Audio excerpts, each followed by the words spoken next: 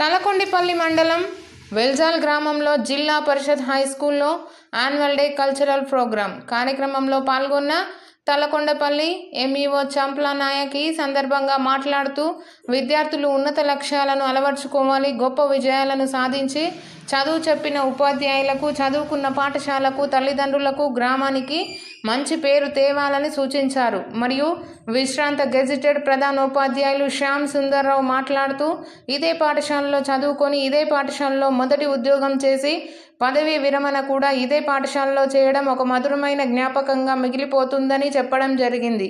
ఈ కార్యక్రమంలో మాజీ ఎంపీపీ సిఎల్ శ్రీనివాస్, జడ్పీ మాజీ కో-ఆప్షన్ ముజీబుర్ రహమాన్, మాజీ ఎంపీటీసీలు శ్రీనివాసమూర్తి, అంబాజీ మార్కెట్ డైరెక్టర్ వెంకటరెడ్డి, మాజీ ఉప సర్పంచ్ అజీజ్, బి నరసింహులు, రిపోర్టర్ విష్ణువర్ధన్ యాదవ్, నాయకులు పి అశోక్, శేఖర్ రెడ్డి, పాఠశాల ప్రధానోపాధ్యాయులు Naseem Sultan, Keshavulu, Shekar, Adarsharao, Paramesh, Kalpana, Chandrakala, Asiya, Umamaheshwara, retired GHM Shyam Sundarrao, HM Anjaiah, విద్యార్థులు, తల్లిదండ్రులు మరియు తదితరులు పాల్గొన్నారు. కంప్యూటర్లు రాబోతున్నాయి. ఇన్స్టాలేషన్ దశల వారీగా జరుగుతుంది. దానికి సెక్యూరిటీగా ఉండాలి అని చెప్పి గ్రిల్ డోర్స్ పెట్టుకోవడం జరిగింది. దాంతో పాటుగా సీసీ కెమెరాల ఇన్స్టాలేషన్ కూడా అయిపోవడం జరిగింది. దానికి తోడుగా పిఎం శ్రీ పాఠశాలలో గైడెన్స్ ప్రకారంగా కిచెన్ గార్డెన్ కూడా మన gate side right side fencing ని ఏర్పాటు చేసుకోవడం జరిగింది. మన పిల్లలు ఇష్టంగా దాంట్లో గార్డెన్ లో వాళ్ళకి కావాల్సిన మొక్కలు పెట్టుకునే అవకాశాన్ని కల్పించాము. మేబీ ఇది నెక్స్ట్ ఇయర్ జూన్ నుంచి పూర్తి స్థాయిలో వినియోగంలోనికి రాబోతుంది అనడంలో సందేహం లేదు.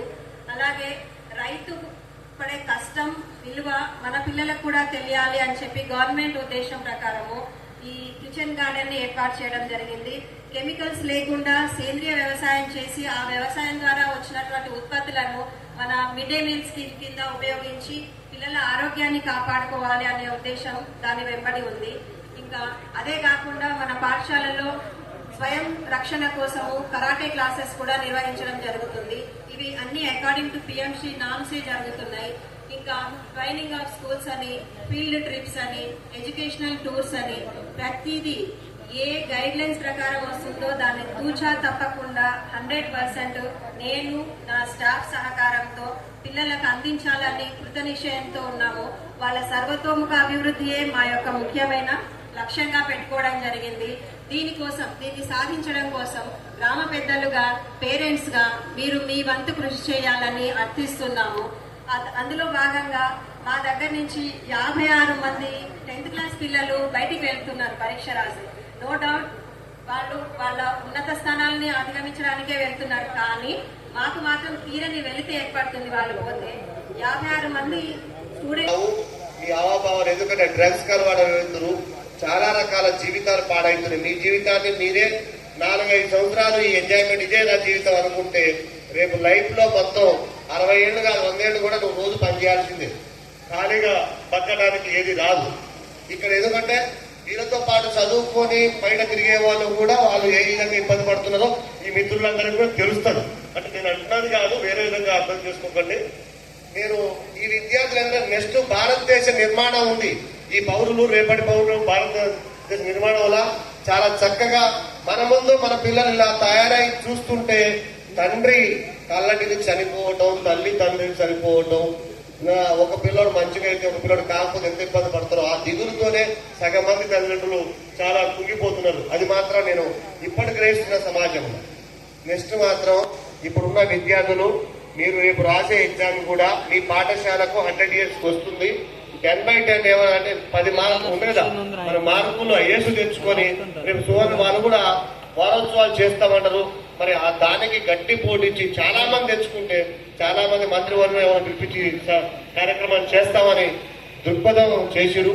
ఒక ఊర్లో కూడా తనను 100 ఏళ్లకు కొంత ఊర్లలో 100 ఇంటికి 100 ఎంతో వేసుకుంటూ పాఠశాల డెవలప్మెంట్కి పనిచేస్తుంది. మీరు 100 ఏళ్ల చరిత్ర ఉన్నాయి కాబట్టి ఇక్కడ గురువులు ఉన్నారు కాబట్టి మీ పాఠశాలకు ప్రభుత్వం ఇచ్చే లావాదేవీలు వస్తాయి. మీరు చేసినా చేయకపోయినవి మేము దాని ప్రకారంగా అందజేస్తాము.